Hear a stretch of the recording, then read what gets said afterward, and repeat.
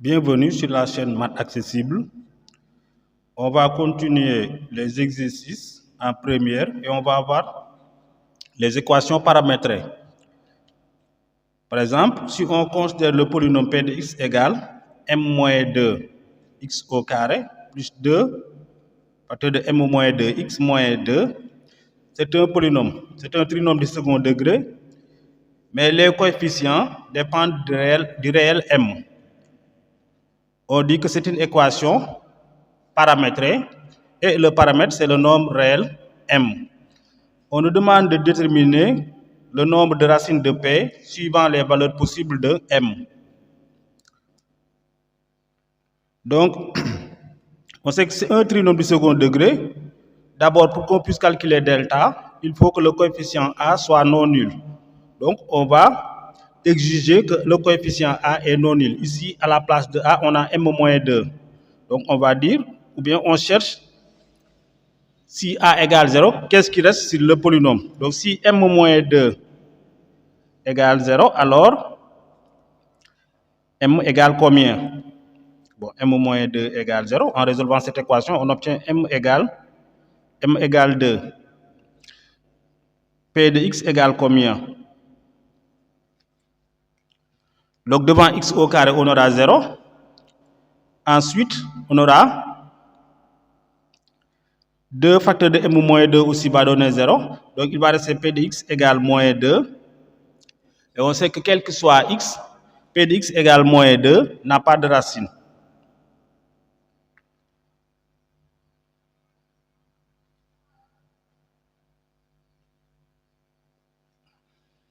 Maintenant, on peut prendre le cas m moins 2 différent de 0.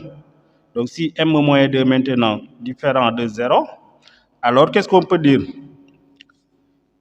M est différent de 2. Si m est différent de 2 maintenant, cela veut dire que le coefficient a est différent de 0. On peut calculer delta. Oh non.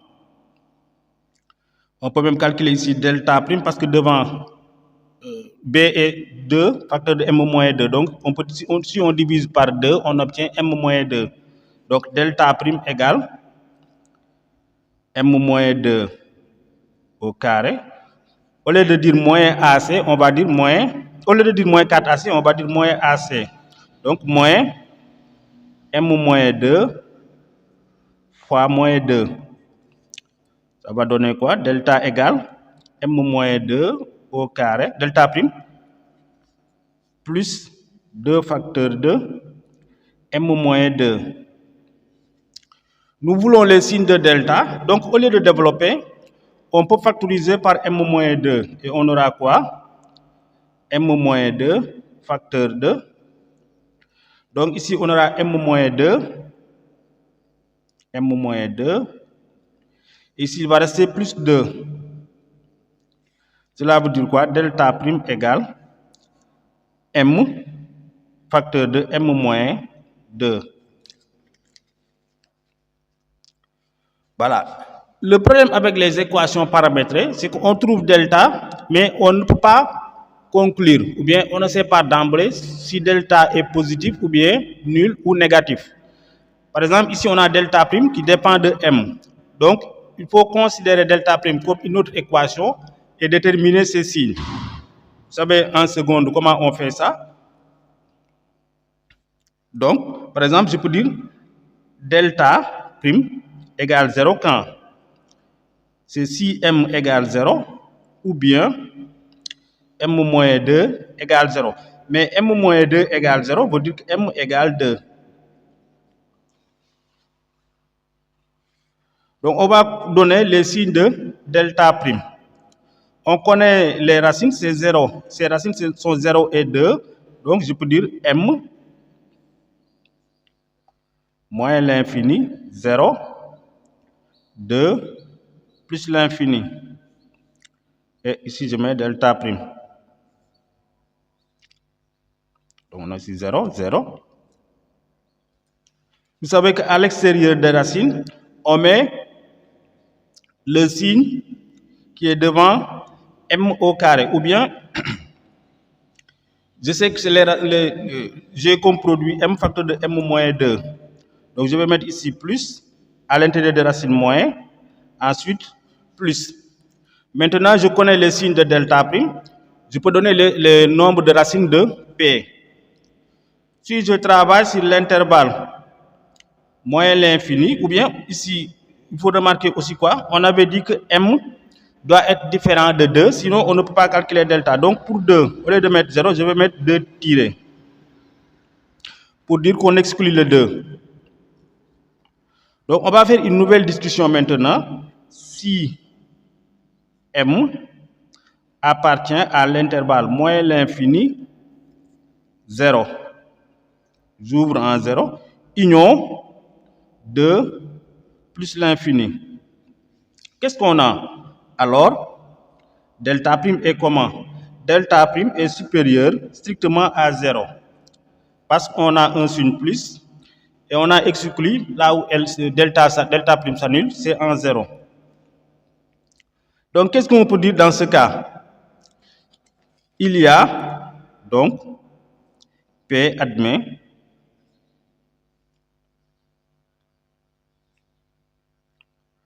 deux racines distinctes. Les racines ne sont pas demandées, mais si on veut, on peut les déterminer aussi. Les racines sont x1 égale. Donc, moins b'. Moins donc m moins 2, moins ou bien plus.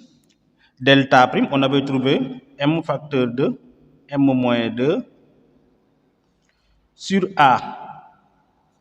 Donc, sur m moins 2.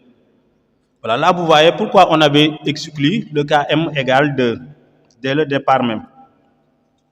Parce que sinon, on ne pourrait pas diviser ici par a ou bien par m moins 2. La deuxième racine, c'est x2 égale moins facteur m moins 2 plus racine de m facteur de m moins 2 sur m moins 2. On peut continuer maintenant. Si m égale 0, alors dans ce cas, qu'est-ce qu'on a? Vous regardez ici, si m égale 0, alors delta prime égale 0. Alors, delta prime égale 0. Et si delta prime égale 0, qu'est-ce qu'on peut dire? P admet une racine double. Si je l'appelle x0 égale, puisqu'on travaille avec delta prime, on va dire moins b prime sur a. Donc ici c'est égal à combien? Moins m moins 2, parce que c'est ça b'. B' c'est m moins 2 sur a. A aussi c'est m moins 2. On peut simplifier par m moins 2, parce qu'ici m est différent de 2 et on aura moins 1. Ensuite, quel est l'intervalle qui nous reste? L'intervalle qui reste, c'est l'intervalle 0, 2. Donc, si m appartient à 0 ouvert, 2 ouvert, alors delta prime est comment? Est inférieur strictement à 0. Et dans ce cas, P n'admet pas de racine. Il était possible aussi de déterminer si P admet des racines, de déterminer leur signe, c'est-à-dire les racines sont-elles de signes contraires, de même signe. Donc, comment on fait pour répondre à ça? C'est ce qu'on va voir sur le deuxième exemple. Donc, 2. Si vous avez le livre premier SM, sur le premier exemple, c'est l'exercice 12. Et si l'exemple qu'on va traiter là, c'est l'exercice 13 de la page 200. Donc, on donne P de x et on nous demande de déterminer, suivant les valeurs du paramètre réel M, quand est-ce que P a deux racines ou deux racines distinctes. Sur la deuxième question, on nous demande de déterminer P, de déterminer M pour que P ait une racine double et de déterminer cette racine double. Ici, je peux calculer delta prime Parce que devant x au carré, le coefficient est 1, donc il n'y a pas de problème. Pourquoi je peux calculer delta prime? Parce que j'ai ici moins 2. Cela veut dire que je peux diviser par 2. Si je divise par 2, je vais obtenir b' égale moins facteur de 2m moins 3. Donc delta prime égale moins 2m moins 3 au carré moins AC 1 multiplié par m au carré moins 3m plus 3. Moins 1 au carré, ça donne 1. Donc il suffit de développer 2m moins 3, le tout au carré. On obtient 4m au carré. 6 fois 2, donc moins 12m, plus 9. Et ici, on aura moins m au carré, plus 3m, moins 3. On réduit, on obtient 3m au carré, moins 9m, plus 6. On peut factoriser par 3, on aura 3 facteurs de m au carré, moins 3m, plus 2. Voilà. Donc, pour connaître s'il y a des racines ou non du polynôme, il faut que delta prime soit positif. Pour que P n'ait pas de racine, il faut que delta prime soit négatif. Et pour que P ait une racine double, il faut que delta prime soit égal à 0. Pour voir tout ça, il suffit d'utiliser un tableau. Tout à l'heure, on avait factorisé facilement. Ici aussi, on peut factoriser facilement. Parce que la somme des racines est égale à 3, le produit est égal à 2.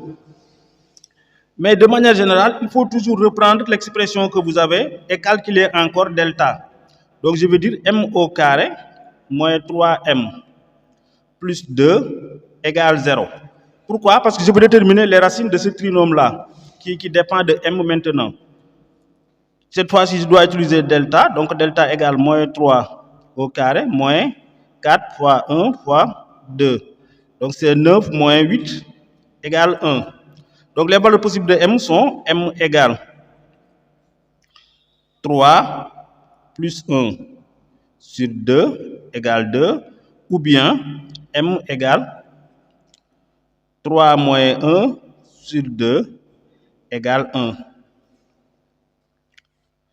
Si je connais maintenant les racines de delta prime, je peux déterminer les signes de delta prime. Donc, étudions les signes de delta prime. Il suffit d'utiliser un tableau. Donc j'ai m moins l'infini. Les racines sont 1 et 2. Donc plus l'infini. Je mets ici delta prime. Alors, ici on a 0. Ici on a 0. Voilà. À l'extérieur des racines, je mets plus. Parce que devant m au carré, j'ai 1. À l'intérieur, on change le signe, on met moins. Voilà. On peut donner maintenant les racines.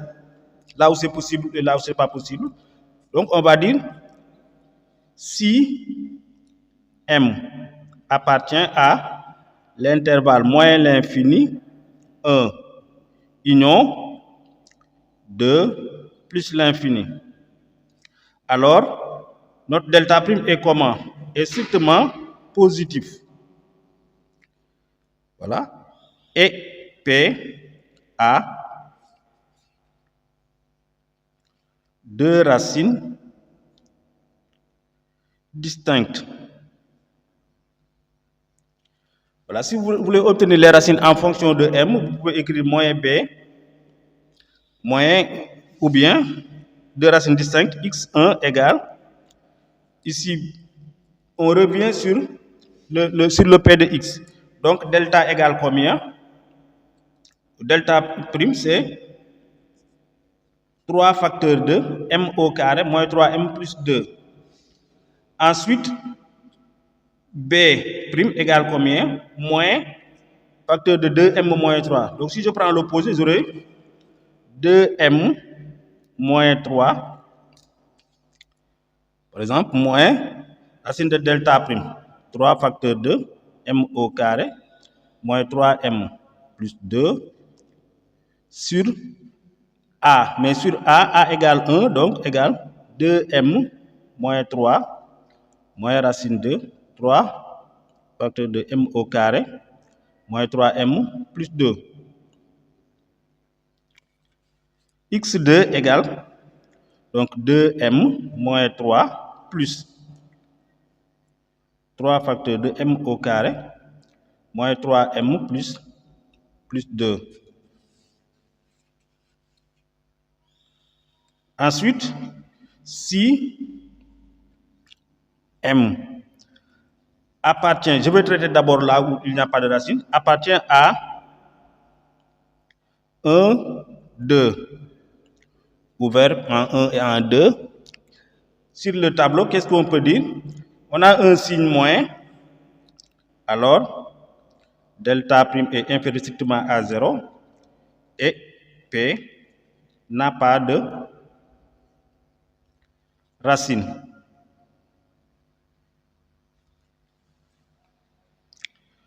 Maintenant, les cas où delta prime égale 0, si m égale 1, alors delta prime égale 0, P a une racine double. Si je l'appelle x0, x0 égale moins b' sur a. Donc, moins, mais j'avais déjà moins, donc ça va donner 2m moins 3 sur 1 égale 2m moins 3. Mais je sais que m égale 1. Cela veut dire quoi? x0 égale 2 moins 3 égale moins 1. Donc, si delta prime égale 0 et m égale 1, on a une racine double qui est égale à moins 1.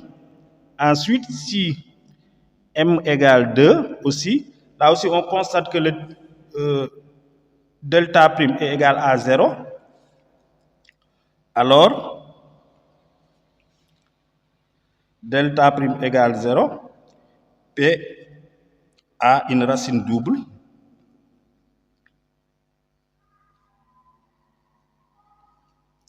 Si je l'appelle x0, prime par exemple, égale combien?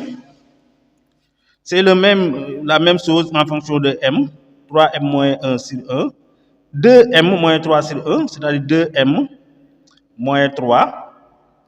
Mais je sais aussi que m égale 2 cette fois-ci.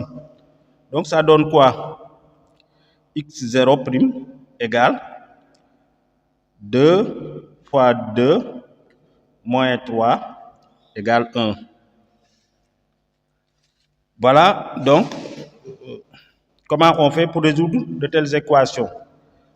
On peut donner d'autres questions aussi. Par exemple, si on nous demande de déterminer les signes aussi des racines qu'on obtient. On va faire ça sur la prochaine vidéo en prenant d'autres exemples. Merci de vous abonner si ce n'est pas encore fait. Et rendez-vous sur la prochaine vidéo. Bon, le fait que vous vous abonniez, cela fait quoi? C'est la meilleure façon que vous avez de nous montrer que ce qu'on fait vous intéresse. Donc, si vous voulez vraiment nous aider, il faut vous abonner et ensuite cliquer sur les likes pour aimer les vidéos. Ça signifie beaucoup de choses pour nous, mais ça aussi signifie beaucoup de choses pour que YouTube recommande les vidéos que l'on fait pour les autres. Et surtout, le fait de vous abonner fait que vous serez au courant des vidéos dès qu'elles sont mises en ligne.